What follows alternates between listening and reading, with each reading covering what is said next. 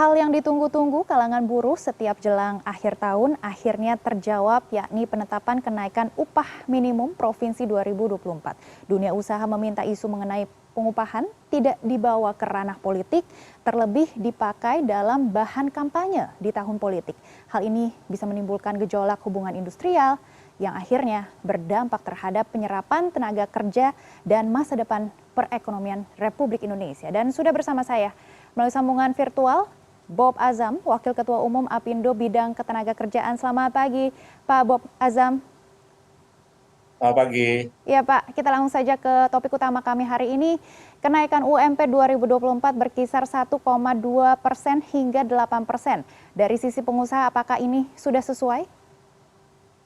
Ya, kalau bicara pengusaha kan macam-macam ya situasinya ya. Ada yang memang situasi perusahaannya baik, kemudian ada juga yang sedang dalam proses pemulihan setelah COVID-19 beberapa tahun yang lalu. Kemudian juga ada yang struggling ya, contohnya untuk sektor garment, kemudian sepatu ya, di mana permintaan global itu kan turun 50% ya. Jadi mereka juga dalam kondisi struggling. Tapi terlepas dari itu semua, karena ini sudah ditetapkan oleh pemerintah dan di situ juga ada Dewan Pengupahan di mana ada unsur Apindo, ya kita harus melaksanakan Baik, ketentuan tersebut gitu loh. Ya. baik. Dari sisi Dan saya pengusaha, juga perlu sampaikan, ini upah minimum ini kan upah serendah-rendahnya gitu. Jadi jangan sampai ada misunderstanding ya. Saya juga lihat banyak pengamat ekonomi juga mengatakan seolah-olah kenaikan upah. Ini upah serendah-rendahnya ya. Mereka yang punya masa kerja kurang dari 1 tahun. Bukan untuk mereka yang lebih dari 1 tahun. Kalau mereka yang lebih 1 tahun, kenaikan upahnya sesuai dengan struktur skala upah dan ditetapkan melalui dialog di tingkat perusahaan masing-masing. Seperti itu konteksnya. baik. Yang saya dapat, pengusaha sepertinya tidak mengeluh terkait dengan penetapan UMP 2024 dan akan comply terhadap peraturan ini. Dan dari sisi buruh, Pak, buruh menyebut kenaikan ini tidak sesuai dengan realita kebutuhan sehari-hari yang naik seperti bahan pokok ya. Nah, apakah pengusaha juga melihat dari sisi ini?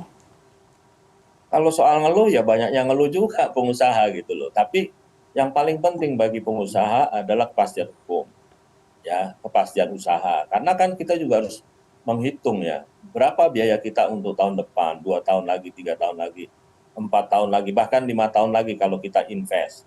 Kalau kita ingin menutup order ya dari luar negeri, kan kita harus tahu dan kita harus punya approach bagaimana cara menghitungnya. Nah, mengenai dari buruh sendiri, sekali lagi saya sudah sampaikan bahwa ini adalah upah terendah, bukan upah tertinggi gitu loh. Ya. Tapi upah efektifnya, berapa sih upahnya? Silahkan dibicarakan di bipartit masing-masing perusahaan. Ya, kalau memang perusahaannya bagus, ya silahkan disesuaikan. Tapi kalau memang nggak bagus, ya jangan dipaksakan. Kan begitu sistem pengupahan kita. Ya, dan ini juga bukan hanya satu-satunya upah. Di masing-masing perusahaan mereka juga masih ada benefit yang lain, ada insentif produksi, ada bonus, dan lain sebagainya. Disesuaikan dengan kondisi perusahaan masing-masing. Jadi jangan dipukul rata gitu loh. Jadi sekali lagi, ini adalah upah minimum. Kalau upah minimum itu kaitannya dengan penyerapan tenaga kerja. Kalau semakin tinggi upah minimumnya, penyerapan tenaga kerjanya tentunya akan semakin berkurang gitu. Ya, jadi jangan sampai salah persepsi ya, dan itulah yang sering kita sampaikan, jangan upah minimum ini dibolak-balikkan gitu.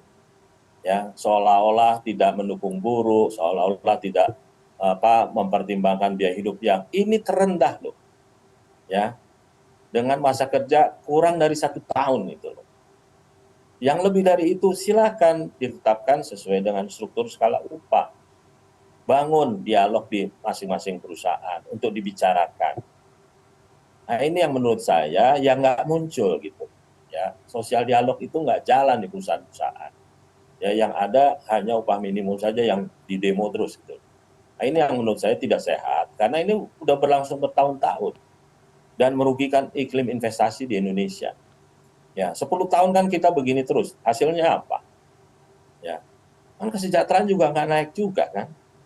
Malah investasi di Indonesia lebih banyak yang padat modal daripada yang padat karya. Padahal kita membutuhkan industri-industri yang bisa menyerap tenaga kerja, karena setiap tahun itu ada 3 juta tenaga kerja yang masuk pasar kerja. Ya, kita butuh pertumbuhan ekonomi bukannya 5%, kita butuh pertumbuhan ekonomi 6, 7, bahkan 8%. Ya. Negara-negara seperti Jepang, Korea Selatan, Taiwan, bahkan Thailand sekalipun, sewaktu income per kapita mereka 4.000 US dollar per kapita, itu tumbuh dengan 7-8%. Nah, kita 5% saat ini gitu. Jadi PR kita ini berat, ya. Nah, itu kira-kira yang ingin saya sampaikan. Baik, kami garis bawahi upah kenaikan yang baru saja menjadi polemik begitu ya, dan juga di demo juga di kalangan buruh, ini adalah upah minimum seperti itu. Pak Bob, Terendah, upah terendah, baik. Iya, dan untuk mereka yang di bawah 1 tahun. Nah, sekarang kalau buruh yang demo itu kan kebanyakan udah di atas 1 tahun. Baik, ya. Baiknya kalau ingin upahnya lebih tinggi, bicara di perusahaan masing-masing. Baik Pak, Ya. kami hanya melihat dari secara keseluruhan, karena memang UMP tahun 2024 ini kenaikannya tidak banyak berubah, bahkan lebih rendah dari tahun 2023. Apakah masih ada kekhawatiran 2024 ini terkait dengan iklim usaha dan industri yang tadi Anda sebutkan juga, seperti industri garment begitu ya? Nggak lebih rendah juga dari 2023, kan approach-nya sudah ada. Inflasi, kemudian juga ditambah alfa yang dikalikan dengan pertumbuhan. Ya. Jadi sudah ada approach-nya. Kalau memang inflasinya seperti itu, ya seperti itulah upahnya gitu loh. Tapi seperti kayak di Maluku, pertumbuhan ekonominya 20%, kan upahnya bisa naik sampai 7%.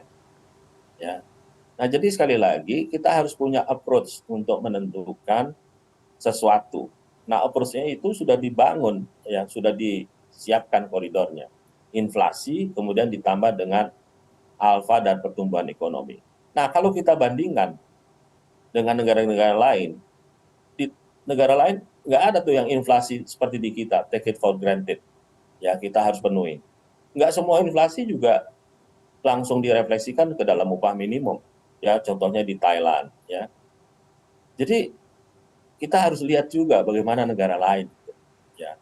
Jangan hanya melihat cuma di Indonesia saja, ya, seolah-olah kan dirugikan, ya, dan lain sebagainya. Di negara lain misalnya contoh di Thailand, nggak naik kok upah minimumnya 2 tahun, 3 tahun, tapi upah rata-ratanya naik. Nah, sekarang yang mau kita kejar upah minimum apa upah rata-rata gitu. Nah, kenapa upah rata-rata itu naik? Karena industrinya, ekonominya growing. Ya. Karena tumbuh pekerjaan-pekerjaan yang membutuhkan keahlian-keahlian. Kalau di Indonesia, yang naik tiap tahun upah minimum aja gitu. Upah rata-ratanya nggak naik. Artinya industrinya nggak tumbuh. Nah, ini yang menurut saya harus dicermati, ya. Termasuk juga para pengamat ekonomi juga. Saya lihat banyak yang misleading gitu loh. Yang membahas upah minimum seperti membahas upah. Ini upah paling rendah kok. Ya. Upah serendah-rendahnya. Tapi upah aktualnya silakan dibicarakan di bipartit masing-masing perusahaan. Baik, Nah, sekarang pertanyaannya, sudah bipartitnya? Sudah terjadi nggak bipartitnya? baik. Baik Ya. Pak Bob tadi. Tapi pada demo ya kan. Baik Pak, jadi tadi ada masukan juga dari Pak Bob begitu ya, tolok ukurnya ini harusnya lebih ke UMP ataupun upah secara rata-rata begitu ya, bukan hanya upah minimum Ya. saja yang diperdebatkan. Nah, kalau misalnya kita lihat ya Pak, ini adalah tahun politik, bagaimana pengusaha melihat kenaikan ataupun narasi kenaikan UMP ini di tahun politik serta di tengah kondisi ekonomi global yang penuh ketidakpastian? Nah, itulah ya kan kita sudah berkali-kali dari dunia usaha ya. Menghadapi tahun politik ini kita berharap ya para politician itu menjadi negarawan lah ya. Artinya meletakkan kepentingan nasional di atas kepentingan pribadi. Jangan dipakai ini untuk kampanye ya. Benar-benar ini harus dilihat dari kepentingan masyarakat banyak ya, kepentingan para pencari kerja, Jangan sampai ada satu daerah yang tingkat penganggurannya tinggi sekali, tapi upahnya juga paling tinggi. Ya ini kan kontroversial, kita diketawain loh kalau dilihat dari negara lain. Ya. Nah ini yang harus kita sadari bersama, ya cukup lah. Ya politik-politik silakan, tetapi kalau kita bicara mengenai upah, itu politiknya udah harus politik negara, politik masyarakat, politik kepentingan masyarakat banyak, kepentingan para pencari kerja, adik-adik kita yang lulus sekolah, ya keponakan kita, anak kita nanti, mereka juga harus mencari pekerjaan. Itu yang harus menjadi landasan pengambilan keputusan ke depan. Stoplah ya yang sifatnya politisasi. Ya, kita minta bangunlah sosial dialog di masing-masing perusahaan untuk membicarakan upah. Ini hanya upah yang paling rendah, ya terendah. Ya. Dan penting sekali upah minimum itu bisa dijangkau oleh sektor-sektor informal sehingga mereka masuk ke sektor formal. Sehingga mereka punya akses terhadap perbankan dan lain sebagainya. Baik, terima kasih Wakil Ketua Umum Apindo Bidang Ketenagakerjaan, Bob Azam, yang sudah bergabung bersama kami di CNN Indonesia Bisnis dan Referensi. Kami akan terus memantau isu UMP 2024 ini. Ya, terima kasih.